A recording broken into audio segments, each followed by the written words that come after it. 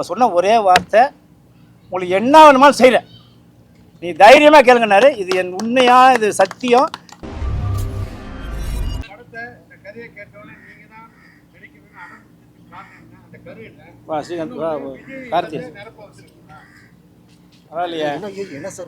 பரவாயில்லப்பா, சொல்ல முடியாது எப்போ யார் என்ன நடக்கும் சொல்ல முடியாது. இப்போ விஜய் நினச்சி பார்த்தாரா முதலமைச்சர் வருவோம்னு? சும்மா கிடந்த ஊதி கிடந்த ஆண்டிக்கிற மாதிரி காவலில் ஆரம்பித்து இன்றைக்கி ஆரம்பித்து முதலமைச்சாங்கன்னா அதான் நேரம் டைமு. சார் டைரக்டர் வந்து முதலாக வந்து முதலாக பார்த்தீங்கன்னா இந்த கேப் படத்தை பற்றி சொன்னாங்க.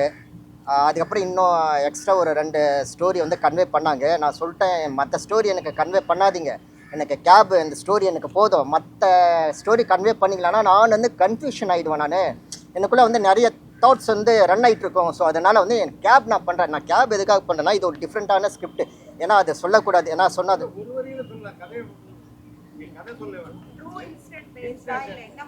இது ரியல் இல்ல. கேப்ல புக் பண்ணி அங்க எவ்வளவு அநியாயம் நடக்குது, எப்படி ஏமாத்துறதோ அதை கதையா கொண்டு வந்திருக்காரு. ஆமா, கண்டிப்பா சொல்லுவாரு. அதான் உண்மை சம்பவம். அதான் இது வந்து ஒரு உண்மை சம்பவம். இது அந்த ஊர் மென்ஷன் பண்ண விரும்பல. இது உண்மை சம்பவத்தோட ரியல் ஸ்டோரி.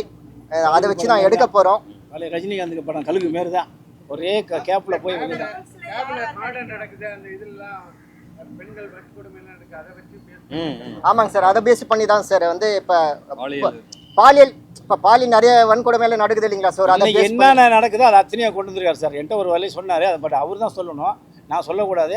இன்னைக்கு டென்ட்டில் என்ன நடக்குது அப்படியே அதான் கேப்னு கொண்டு வந்திருக்காரு. இந்த பொள்ளாச்சியில் நடந்த சம்பவம் உண்மை சம்பவத்தை வச்சு எல்லாமே தான். பொள்ளாச்சியில் தமிழில் வந்து டாக்ஸா மாதிரி பண்ணியிருக்கேன் சார். நாங்கள் என்னுடைய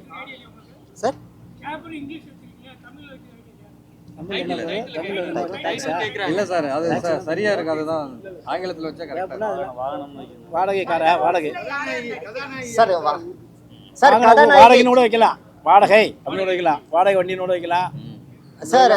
சரி,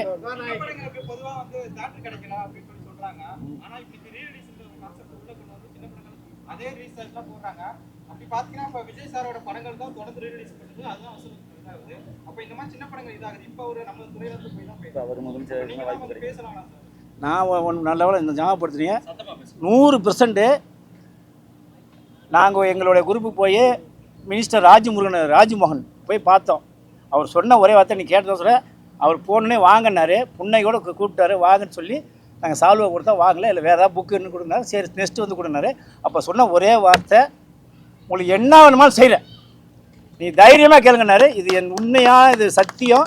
என்னோட கூட வந்து அத்தனைலாம் சொல்லி எதுவும் சொல்லி ரொம்ப சிரிச்சாது. அதனால தான் நாங்கள் எந்த ஒரு கோரிக்கை வார்த்தை வைக்கல. என்ன காரணம், அவரே செய்கிறேன்ட்டார். இப்போ இடையில கூட பார்த்தீங்கன்னா இந்த பிஆர்ஓ மீட்டிங் நடந்துச்சுங்க. அந்த பிஆர்ஓ மீட்டிங்கில் வந்தார், நீட்டாக சொன்னார், குட்டி படத்தில் நாங்கள் எல்லாத்தையும் நாங்கள் வந்து மானியம் கொடுக்குறோம் அப்படி சொல்லியிருக்காரு. என்ன காரணம், இப்போ ஒரு வேறத்தை சொல்லிட்டப்போ திருப்பி அதையே நம்ம போய் சொல்லக்கூடாதுல்ல. ஏன்னா இப்போ இவன் ஜால்ரா போல வரான்னு சொல்லுவான். அப்படின்னால ராஜ்மோகன் 100% விஜய்கிட்ட சொல்லி செய்வார். அதனால் விஜயை பொறுத்த வரைக்கும் ஒரு 35 வருஷம் சினிமாவில் இருந்து வந்து இன்றைக்கி அவர் எவ்வளோ கஷ்டப்பட உங்களுக்கு தெரியும், நீங்களாம் பார்த்து வரீங்க. என்றைக்கு நாளைய தீர்ப்புலேருந்து இன்னைய வரைக்கும் அவர் பட்ட கஷ்டங்கள் கொஞ்சம் இல்லை. அவர் நீ சிஎம் ஆகிறதுக்கு காரணமே அரசியல் பொலிட்டிக்கலில் உள்ளதை கொண்டு போய் உள்ளே திணிச்சு தான் அவரை நீ கொண்டு வந்து அவர் அரசியல் தலைவர் ஆகிட்டாங்க. அதனால் கண்டிப்பாக அவர் சினிமா செஞ்சு அவன், ஏன்னா அவர் இப்போ எல்லா தலைகளையும் பார்த்து வந்துட்டால சினிமா கண்டிப்பாக செய்வார். அதோட உத்தரவாதம் கொடுத்துருவார். போன ஸ்பீடில் சொன்ன முதல் வார்த்தை தான், வாங்க என்ன வேணுமா செய்கிறோம் அப்படின்னா. இதுக்கு மேலே நாங்கள் போய் என்ன அவர்கிட்ட நாங்கள் கொடுக்க வேண்டியது, நல்ல படம் எடுத்து நல்ல ஒரு இதுமாரி ஆளுகளை உருவாக்கி கொண்ட கொடுத்தோம்னா, சின்ன தட்டு பெரிய தட்டு, சின்ன படம் பெரிய படம் எதுவுமே கிடையாதுங்க. நீ படம் ஒழுங்காக எடுங்கங்க, தியேட்டரை தேடி வருவாங்கங்க, டிஸ்ட்ரிபியூட்டர் தேடி வருவாங்கங்க, எல்லா டிவி சேனலும் வருவாங்கங்க. படம் நம்ம ஒழுங்காக எடுத்துட்டா எந்த சேனலுமே தட்ட மாட்டாங்க, எந்த ஒரு தியேட்டருமே வேணான்னு சொல்ல மாட்டாங்க. என் படத்தையும் ஒரு நேரத்தில் சன் டிவியில் கூப்பிட்டு என்னோட படத்தை டாப் 10 கூப்பிட்டாங்க. என் படம் ஓடலைங்கிற அப்புறம் ஆனால் என்னோட படத்தை சன் டிவியில் பொண்ணு கூப்பிட்டு கேட்டாங்க, டாப் 10 படத்தை கொடுங்கன்னு. எப்படின்னா 2014 மோடி அன்றைக்கி எலெக்ஷனு, இந்தியா முழுக்க லீவு, அன்றைக்கி என் படம் மட்டும் தான் ரிலீஸு. அதுமாரி நல்ல படம் எடுத்துட்டோம்னா எல்லா தேட்டரும் ஃபோன் பண்ணி கேட்பாங்க, டிஸ்ட்ரிபியூட் வைப்பாங்க எல்லாமே. ஆனால் இந்த கேப் படம் மிகப்பெரிய வெற்றி எடுத்து இவங்க நல்ல படத்தை எடுக்கணும். யாருமே நம்ம குறை சொல்ல வேணாங்க, நீங்கள் ஜெயிச்சு வாங்குங்க. நான் சொல்லுவாங்களே, இருக்கிற ஒழுங்காக இருந்தால் சரிங்க ஒழுங்காக சிறப்பாங்கிற மாரி நல்ல படத்தை எடுத்துட்டா எல்லாரும் அவங்க சாதாரண ஒரு யூடியூப் கூட வாங்கி போடுவான் ஒரு அமௌண்ட்டு கொடுத்து. நான் யூடியூப் வரைக்கும் 10,000 விற்றேன். அதனால் படம் நல்லா எடுத்தால் அரசாங்கம் சப்போர்ட் பண்ணும், தேட்டர்கள் சப்போர்ட் பண்ணுவாங்க, டிஸ்ட்ரிபியூட்டர் வருவாங்க, எல்லா சேனலும் வாங்குவாங்கிறது என்னோட உண்மையான கருத்து.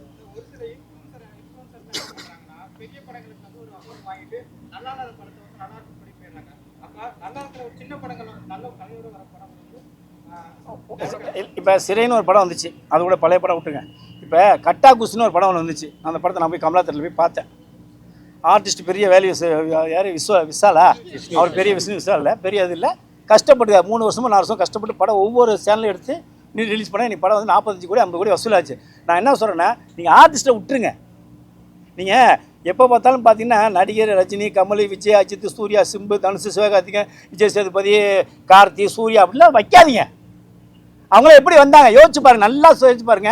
ரஜினி எப்படி வந்தார் 14 நாளில், அந்த ஒரு படத்தை எடுத்து பாருங்க, அவரோட மூஞ்சியை பாருங்க, கவுண்டமணியோட மூஞ்சியை பாருங்க. கவுண்டமணி தான் உலகத்திலே சூப்பர் ஸ்டார், தெரியுமா உங்களுக்கு? கவுண்டமணி படம் நடிச்சப்போ நீங்கள் யாருமே நடிக்கலைங்க.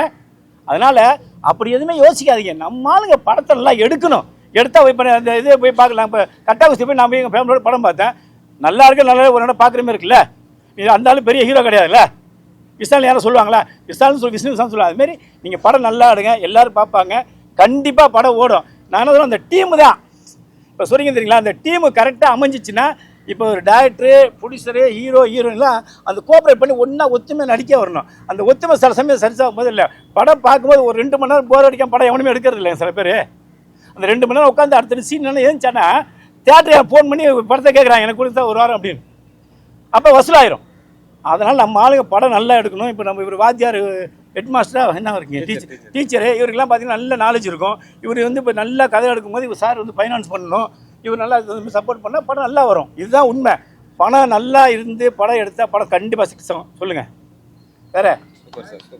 அப்புறம் இன்னொன்று, அவர் மீடியாவில் நான் ஒரு மீடியாவுக்கு ஒரு முக்கியமான சொல்லி கருத்தை, எல்லாருமே வந்து விஜயை வந்து எல்லாருமே வந்து சொல்லிட்டு இருந்தாங்க. அவங்கள ஃபேமிலியை பற்றி எல்லா அரசியல்வாதியிலேருந்து எல்லா மீடியா கூட்டு பேசிட்டு உங்களை வந்து மீடியா வந்து விஜய் யாரையும் பார்க்கலன்னு இப்போ சொல்கிற இதெல்லாம் பார்த்துருப்பீங்க. அவங்க மனைவி வந்து கேஸை வாபஸ் வாங்கிட்டாங்க. நல்லா பாட்டுங்க, படத்தை ஜனநாயக படத்தையும் முதல் நாள் அவங்க தான் படத்தையும் பார்த்தாங்க. அப்போ ஒவ்வொரு ஃபேமிலிலையுமே சண்டை வரதான் செய்யும், சமாதானம் ஆக தான் செய்வாங்க. அதுமாதிரி இனிமேல் வந்து இந்த விஜயை வந்து ஒரு முற்றுப்புள்ளி வைக்கணுங்கிறது என்னோடய கருத்து. என்ன காரணம் கேட்டிங்கன்னா, அவங்க என்னங்க எல்லாருக்கும் சண்டை வராமல் யாருங்க இருக்கா? என் வீட்டில் எடுத்துங்க, மாதத்தில் 2 நாள் சண்டை வரும், பேச மாட்டோம். அப்புறம் பசங்க மூலியமா அதேமாதிரி அவர் பையன் சொன்னார் பாருங்க, நீங்கள் ஹாலிவுட்டில் ஒரு ஹீரோ போட்டால் யாரும் எடுப்பீங்க, எங்கள் அப்பா தான் போட்டு எடுப்பேன்னு சொன்னால. இதுதாங்க உண்மையான ஃபேமிலி. அதனால் யாரோடைய ஃபேமிலி ஃபஸ்ட்டு மீடியாவில் வந்து கூப்பிட்டு கேட்காதீங்க. இது தயவுசெய்து உங்களுக்கு தப்பாக நினைக்காதீங்க. ஒரு கேள்வி கேட்கும்போது அரசாங்கத்தை பற்றி கேளுங்க, மக்களுடைய நலனை பற்றி கேளுங்க, இந்த செய்யல திட்டங்களை கேளுங்க. யாரோட தனிப்பட்ட முறையில் ஒரு ஃபேமிலி கூப்பிட்டு பேசாதீங்க. ஏன்னா அவர் விஜய் வந்து எங்கள் சினிமாவை சேர்ந்ததுனால இந்த மீடியமில் கேட்டுக்கிறேன், எந்த சூழ்நிலையும் நீங்கள் விஜயை கூப்பிட்டு பேட்டி எடுத்தீங்கன்னா பேட்டி கொடுப்பார். அவரோட ஃபேமிலியவும் அவரோட சுற்றியுள்ள வாழ்க்கை எது கேட்காம நீங்கள் எடுத்தீங்கன்னா கண்டிப்பாக விஜய் வாரத்தில் ஒரு நாள் மீட்டிங்கு மீடியா சந்திப்பாருங்கிறது என்னோட தனிப்பட்ட கருத்து இல்லை, ஆணித்தரமான கருத்து. ஆமாம், ஒவ்வொரு வாழ்க்கையிலும் ஏங்க யார் வீட்டில் சண்டை இல்லை, எல்லாம் நீங்கள் சிஎம் வீட்டில் சண்டை இல்லையா, ஸ்டாலின் வீட்டில் சண்டை இல்லையா, ரஜினி வீட்டில் யார் இல்லை? ரஜினி வசீலில் சொன்னார்ல, செல்வமணி சொல்லி போகிற இதில், நான் வந்து ரோஜாவோட ஷூட்டிங் போகிறப்ப பயங்கர சண்டை, கடைசியாக வி சேகர் சொன்னார், மனைவி எய்த்து மட்டும் நீ எப்போது போடுறது நினைக்காத அப்படின்னு நம்ம ரஜினி கை தட்டுவார். அதுதாங்க வாழ்க்கை, இதை உணருங்க. நன்றி, வணக்கம். எல்லாம் கொஞ்சம் பின்னாடி நாங்கள் இல்லை, எம்எஸ் பாஸ்கர் சார் பண்ணுறாருங்க, தீபாக்கா. ஆமாம், இவர் தான் மெயின் சொல்லுவார். சார் மியூசிக் டைரக்டர் வல்லவன் சொல்லிட்டு அவர் இன்னைக்கு வரல, அவர் அவுட் ஆஃப் ஸ்டேஷன். ஏன்னா அவர் youngster, singer, music director, lyricist 3மே அவர் தான் பண்ணார். ஆக்சுவலி ஃபஸ்ட் இது மியூசிக் மட்டும்தான் நம்ம படத்துக்கு பண்ணுறாரு, மித்த ஆப்ஷன்ஸ் எல்லாம் வந்து இதுக்கு மேலே வந்து நாங்கள் செலக்ட் பண்ணுவோம். டிஓபி நம்ம சொல்லியாச்சு ஆல்ரெடி, விஜய் அண்ணா. ஆர்டிஸ்ட் வந்து பார்த்தீங்கன்னா எம்எஸ் பாஸ்கரன் சார் பண்ணுறாரு, மொட்டை ராஜேந்திரன் சார் பண்ணுறாரு, தீபாக்கா பண்ணுறாங்க. ராட்சசன் இது ராட்சசன் மூவியில் கிறிஸ்டோஃபர் கேரக்டர் யாசர் அவர் பண்ணுறாரு. நம்ம எஃப்ஜே எங்க அவரு நம்ம எஃப்ஜே ப்ரோ பண்ணுறாங்க. அடுத்தது வேறு ஒரே நிமிஷம், சின்ன படத்துக்கு நிறைய பேர் சொல்கிறாங்க சப்போர்ட் பண்ணலன்னு. சில ஆர்டிஸ்ட்லாம் போய் காசு கேட்டால், அமௌண்ட் கேட்டால் நல்லா சொல்ல உண்மையாக போடுங்க. வீட்டில் சும்மா தான் இருப்பான், கேட்டால் 4 படம் சொல்லிட்டு ஒரு நாளைக்கு 10,000 தான் வாங்குவாப்புல. உண்மை சொல்லுவாப்புல, சீக்கிரம் 10,000 வாங்குவாப்புல. ஆனால் 50,000 4 படம் புக்கிங் இருக்குது, டைம் இல்லை அப்படின்னு. சரி நம்ம வேணால் வந்துட்டேன். 3 நாள் இது என்னோடய ஆஃபீஸில் ஒருத்தர் மீட்டிங் ஒரு ஆஃபீஸ் போட்டிருந்தார். அப்போ வந்து அவர் நடிகர் பேர் சொல்ல விரும்பலை. அவர் இப்போ அந்த இந்த வெற்றி கொடியில் நடித்தார். ஒரு நாளைக்கு வந்து 3,000 சம்பளம் கேட்டார். அவர் வந்து அங்கேருந்து வந்து இல்லை வேணாம் சொல்லி டேரக்டர் அவர் வந்து என்ன சொன்னார், அண்ணே 3000 சொல்கிறேன், நான் ஒன்றும் சொல்ல முடியாதுப்பா, அவர் தான் பிடிச்சாரு, நான் தலைவராக நான் ஒன்றும் சொல்ல முடியாது. அதுக்கப்புறம் 2 நாள் கழிச்சு 1000 ரூபா தர சொன்னார். எவ்வளோ? இது சத்தியமாக கடவுள் மேலே 1000 ரூபா தரேன்னார். 1000 ரூபானோடனே மறுபடியும் 2 நாள் கழிச்சு ஃபோன் பண்ணி வர்றேன்ட்டார். இதுதான் சினிமா. ஒரு படத்தை காப்பாற்றினா நடிகர்கள் முன்ன திருந்தணும். அவங்க என்ன பண்ணுறாங்கன்னா, ஒரு படம் நடிச்சோன்னா அடுத்து நம்ம தான் சிஎம். இப்போ அப்படி தான் எல்லாம் நினச்சிட்டு இருக்கான். எப்படி இந்த விஜய் வந்தோடனே ரோட்டில் வரவங்களாம் சிஎம், வரவங்களாம் சிஎம் நினச்சிருக்கான். அதெல்லாம் எவ்வளோ சாதாரண விஷயம். நான்லாம் 40 வருஷத்துக்கு மேலே அரசியலுக்கு வந்தனாலாம் பார்க்கலையா. அதனால் யாரையுமே முன்ன வரும்போது காற்றுல தூத்திக்கும் போது கொடுக்கறத வாங்கி நடிங்க. எவன் வேணுமாலும் வரலாம். நான் வருவேன் நாளைக்கு. இவன் யாரும் இல்லை. நான் என்ன சொல்கிறேன், விஜயை வந்து காரணம் கட்டி உழைச்சி வா. சரி, விஜய் எவ்வளோ கஷ்டப்பட்டவன் தெரியுமா? நீ நினைக்கலாம் அவங்க அப்பா டேட்னு. காவலன்னு ஒரு படம் தெரியுமா? அந்த படத்தை ஒரு ஃபஸ்ட்டு ஆரம்பித்தது 7 அங்கே தான்யா. காவலன் படத்தை ரிலீஸ் பண்ணுவேன். அப்போ தான் எஸ்எஸ் வந்து போய் ஜெயலலிதா போய் பார்த்தாங்க. உனக்கு என்ன தெரியும் வரலாறு. அதுக்கப்புறம் சர்க்கார் இப்படி படத்தில் அண்ணாதிமுக கவர்மெண்ட்டுக்கு படத்தை ஓடணுமே இதே காசில் அடித்து உடச்சி போட்டு நான் கண்கூட பார்த்தேன். அதனால் யாரையுமே அவங்களோட வளர்ச்சியை வந்து ஒதுக்கி விட்டுருணும். அவனை நோண்டிகிட்டே இருந்தால் அவன் தான் அடுத்து வந்துகிட்டே இருப்பான். அதுமாரி யாரையுமே ஒரு நடிகராக ஒரு நடிகர் வளரும்போது ஒரு சின்ன படம் பிடிச்சரா பெரிய பிடிச்சரா இன்னும் யோசிச்சு காசு கேளுங்க. 3000 கேட்டவர் 1000 ரூபாய்க்கு வந்து நடிக்கிறாருன்னா இதை தெரிஞ்சுங்க. 2015 இன்றைக்கி 50,000 வாங்க. அதுமாரி சின்ன படத்துக்கே வாங்கிக்க மாட்டேங்கிறாங்க. என்கிட்ட சொல்கிறாங்க, சார் நான் மொட்டை ராஜன் போய் கேட்டேன், ஒரு நாள் 2 லட்ச ரூபா வைக்கிறாரு. அவர் போய் நான் சொல்ல முடியுமே, நான் ஒன்று சொல்ல முடியாதுப்பா, நீ பிடிச்சா ஓட்டு போடு. யார் இன்னும் யாரோ கேட்குறேன், நிறைய பேர் சொல்லுவாங்க, என்கிட்ட சொல்லுவாங்க சின்ன நான் நம்பர் மட்டும் தான் கொடுப்பேன். அப்புறம் இன்னும் இதே சிங்கமொழி இன்னும் நல்ல வேலை சொன்னீங்க, ஓப்பனாக போட சிங்கமொழின்னு ஒரு நண்பர். படம் பேர் வந்து ஏதோ ஒரு படம் ஒன்று 1 லட்ச ரூபா அட்வான்ஸ் வாங்கிட்டார். ஷூட்டிங் போகலையா, ஆனால் பிஸி. சிங்கமொழி பிஸி வரல. அதுக்கப்புறம் அந்த பிடிச்சி வந்து ஃபோன் பண்ணாப்புல, இது நீங்கள் நம்புறீங்களோ நம்பலையோ, அது நீங்கள் என்னாலும் கேட்டால் அந்த பிடிச்சி நம்பர் தரேன். உடனே அந்த பையன் சொன்ன, இல்லைப்பா நீ சிங்கமொழி என் பேரை சொல்லு, நடிக்க வராரா வரலையான்னு சொல்லும்போது, இல்லை சார் அன்பு செல்வம் சொன்னார் உங்கள்கிட்ட பேசலாம் சொன்னேன். உடனே இல்லைப்பா எனக்கு பிஸியாருன்னு சொல்லிட்டு 98,000 ரூபா பணத்தை அக்கௌண்ட்டில் போட்டார். இதுக்கு என்ன சொல்கிறீங்க? சேலம் தான். இதே இவங்க ஊர் தான் சேலம். ஊர் பேர் இளம்பிள்ளை. அந்த படம் பிடிச்சது இளம்பிள்ளையில் பெரிய ஜவுளி கடை இருக்குது, இளம்பிள்ளை. அப்போ அந்த பணத்தை 1 லட்சம் கொடுத்தா அதுமாதிரி எல்லோரும் கொடுக்கணுமே. கொடுக்குறானா? நீ படம் பண்ண தரம்மா, வர முடியல, சிங்கமொழிக்கு டைம் இல்லை, ஆனால் 1,98,000 திரும்பி அமிச்சவில்ல. சார் இன்னும் 2,000 நான் 98,000 வச்சு 2,000 அந்த இதில் போன வந்து பண்ணிச்சு அப்படின்னு சொல்லி விட்டேன். அதனால் முன்ன தயாரிப்பார்கள்லாம் நடிகர் முன்ன பெரிய படமாக சின்ன படம் யோசித்து அமௌண்ட் வாங்கி நடித்தா அவங்க லைஃப்லாம் நிற்கலாம். இல்லைன்னா 2 படம் 3 நடிச்சுட்டு எவ்வளோ பேர் நான் சொல்ல அட்ரஸ்லாம். அதனால் தயவு செய்து பெரிய நடிகர்கள்லாம் சொல்கிறேன், இந்த மாதிரி தயாரிப்பாளர் இந்த டேரக்டர்லாம் இருந்தால் கதை கேட்டு சப்போர்ட் பண்ணுங்கள். நன்றி, வணக்கம்.